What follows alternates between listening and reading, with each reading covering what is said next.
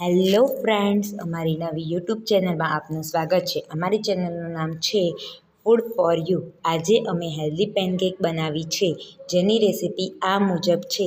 1 cup ઘઉંનો લોટ, 1 મોટી ચમચી કોર્નફ્લોર, 2 મોટી ચમચી કોકો પાવડર, 1.5 નાની ચમચી બેકિંગ પાવડર, 2 મોટી ચમચી જેગરી પાવડર, 1 ચપટી મીઠું લઈને પહેલાં મિક્સ કરી દેવું. તેના પછી 1 કપ દૂધ લો, તેમાં 2 મોટી ચમચી ગરમ કરેલું બટર, અડધી ચમચી વેનીલા એસેન્સ અને અડધી ચમચી વિનેગર ઉમેરી મિક્સ કરી બેટર બનાવી લો.